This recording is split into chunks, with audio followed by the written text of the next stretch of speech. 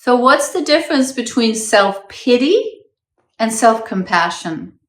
And what does each of these ways of being with oneself lead to? The truth is they lead to drastically, radically different results. It sounds like it's not that far apart, but it really is a completely different way of interacting with yourself. So when I work with clients in the Heal What Hurts process, whether in group settings or clients one-on-one, we talk about the importance, the absolute necessity of learning to be lovingly present with what it is that hurts. But that doesn't mean that we wallow in self-pity. It means that we're just willing to fully be present with and for ourselves in our greatest hour of need.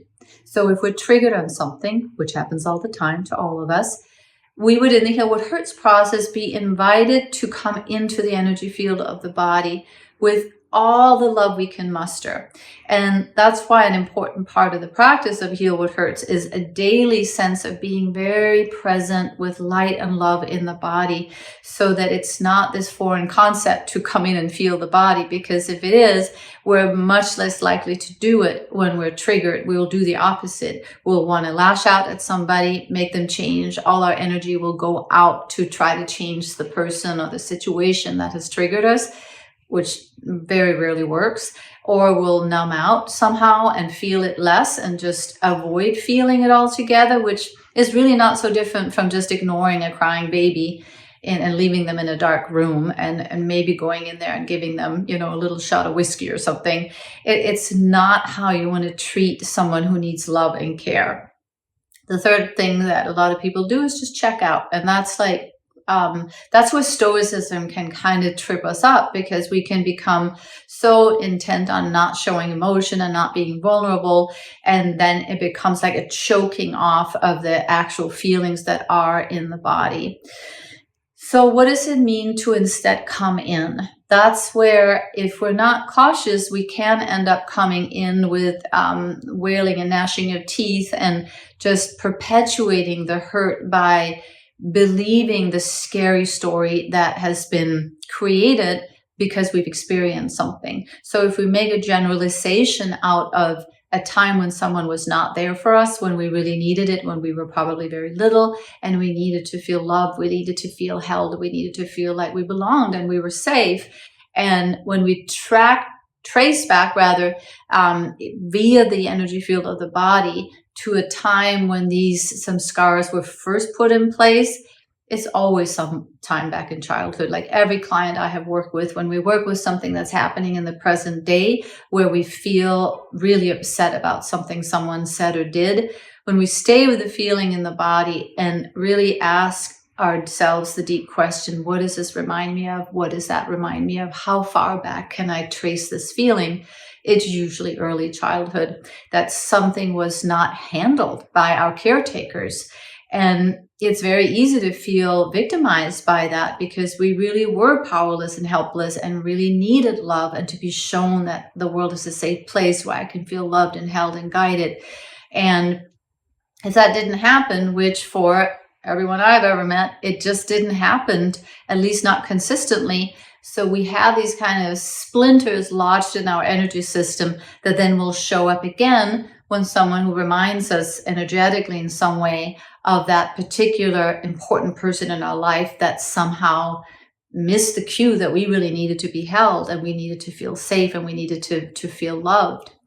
Now, when we're triggered in present day, it will show up in the energy field of the body. It'll be throat, heart, stomach, lower belly.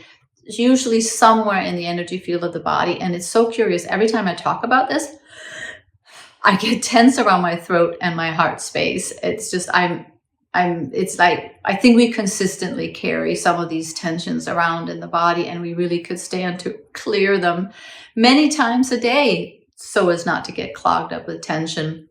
But when we go into that feeling in the body in a very precise way, and more precise as we work more with the Heal What Hurts process, we get better and better at feeling more precisely, where am I holding this? Where in my body is this located, and can I draw more and more and more and more presence to that place?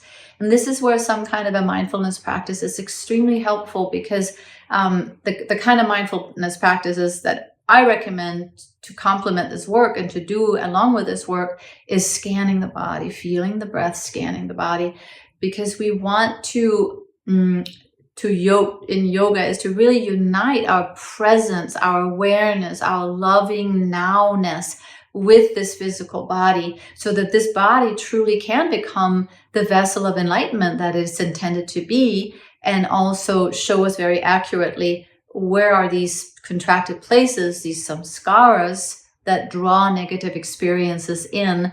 Can we address that in this map of the body so that we don't have to continuously experience a repeat, kind of a compulsive repetition of something that we have experienced in some version as a child, and then we get these eerily similar people and situations and feelings that show up again decades upon decades later. But back to self-compassion and self-pity, when we draw awareness in and we simply hold that place that's tense, say to it out loud or think it inwardly, depending on where you are. I love you. I'm here. I've got you. I'm right here. I'm not going anywhere. I'm holding you. I'm sending love and light, and I'm right here. You're not alone. Those are words of compassion. What's not words of compassion is, oh my God, who did this? Oh, they were such a jerk. Oh, who else? Oh, you remember another time? They're just fuckers. I hate them. Let's hate them together. That's just awful. It's so awful what happened. You really should feel sorry for yourself. And that will just tighten up the samskara and feel even more protective and even less loved. That's not an energy of love, as much as it's well intended when we do this for our friends.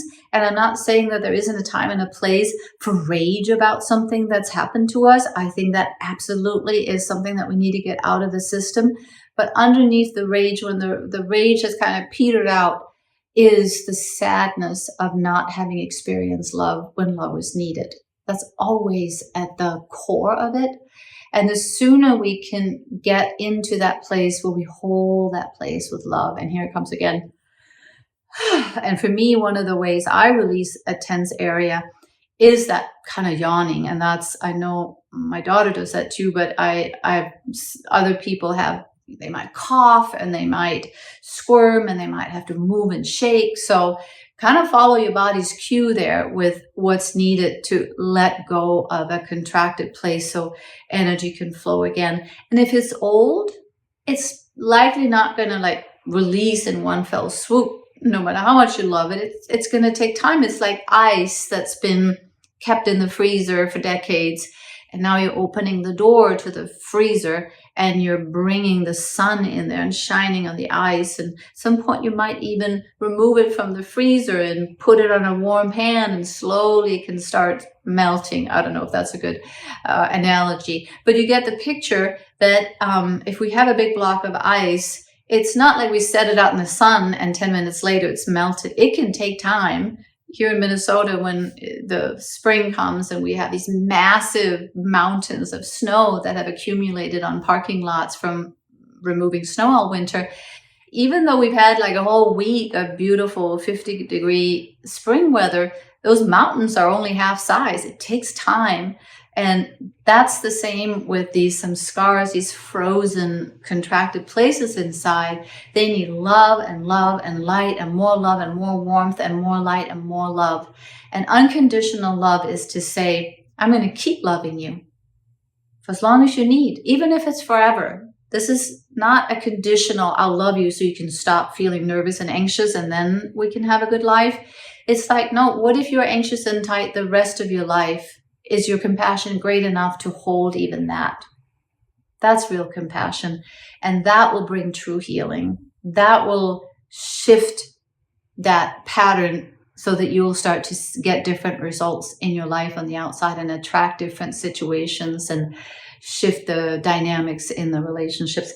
And that's super cool. And I need to find my little thing so I can turn this off. Have a beautiful day. Check out mariatoso.com for more info, okay?